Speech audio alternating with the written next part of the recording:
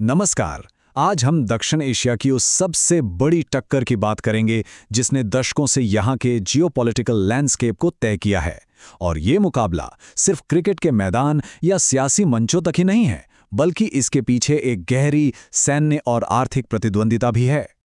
ये जो तस्वीर है ये इसी तनाव भरे रिश्ते को दिखाती है।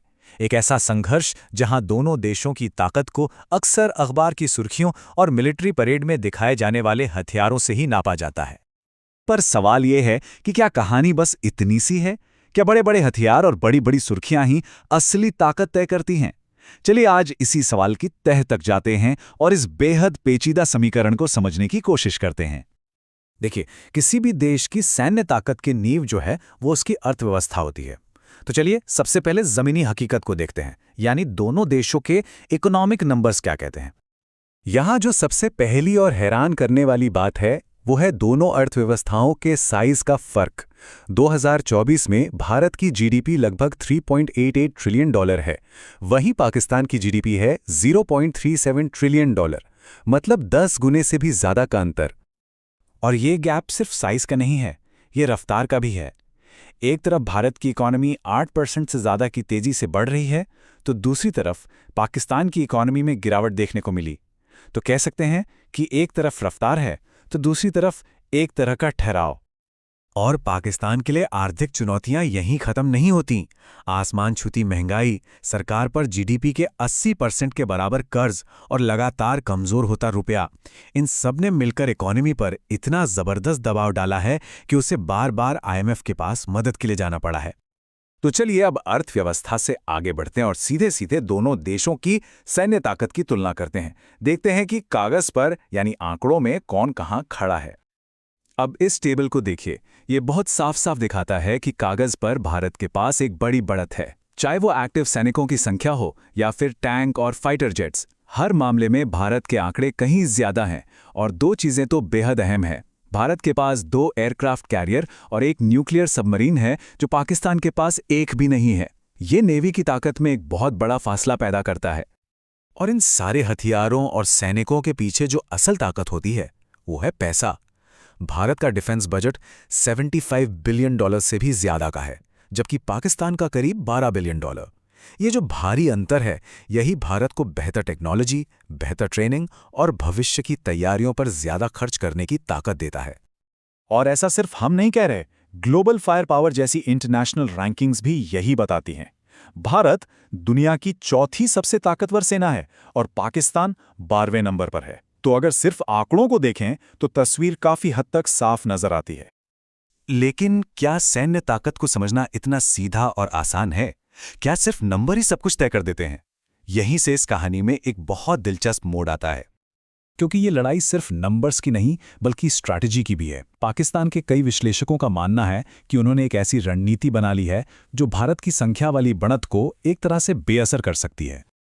जैसा कि अकादमिक सोर्स कहता है कि भारत की सेना का आधुनिकीकरण तो एक हकीकत है, लेकिन ये सोचना कि इससे उसे पाकिस्तान पर पूरी तरह से स्ट्रेटेजिक बढ़त मिल जाएगी, ये शायद एक मिथक है।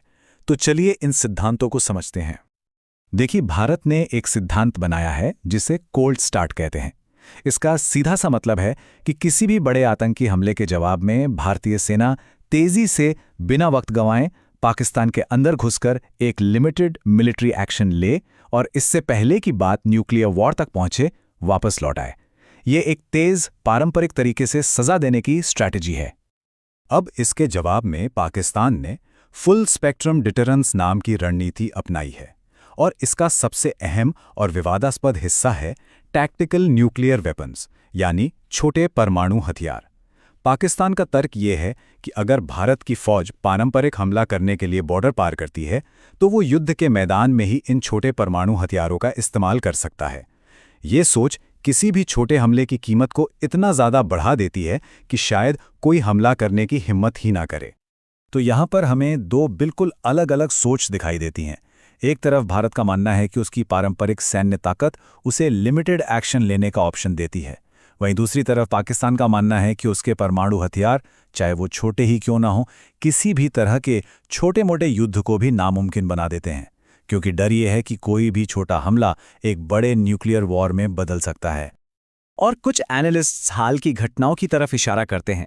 उनका मानना है कि 2019 और मई 2025 में हुए हवाई टकराव, जहां पाकिस्तान ने भारतीय जेट गिराने का दावा किया था, इस बात का सबूत है कि उनकी ये डिटरेंस वाली स्ट्रैटेजी काम करती है और इसने पावर बैलेंस को फिर से बराबर कर दिया है।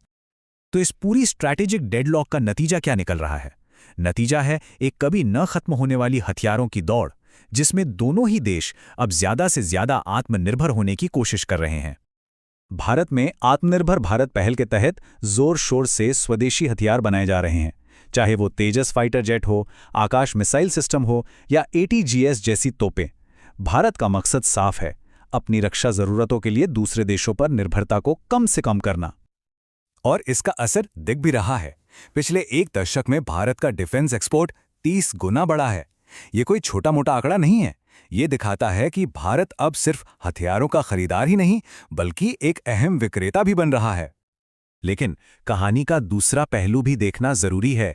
इतनी तरक्की के बाद भी भारत आज भी दुनिया का सबसे बड़ा हथियार आयातक है। खास तौर पर जेट इंजन जैसी बेहद क्रिटिकल और कॉम्प्लेक्स टेक्नोलॉजी के लिए भारत आज भी काफी हद तक दूसरे देशों पर ही निर्भर है।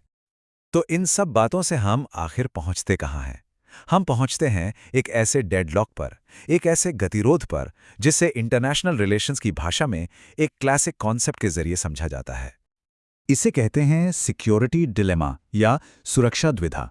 होता यह है कि जब भारत अपनी सुरक्षा के लिए सेना को मजबूत करता है, तो पाकिस्तान उसे अपने लिए खतरा मानता है और वो भी अपनी तैयारी बढ़ाने लगता है। फिर जब पाकिस्तान अपनी ताकत बढ़ाता है, तो भारत को लगता है कि उसे और ज़्यादा मजबूत होने की ज़रूरत है।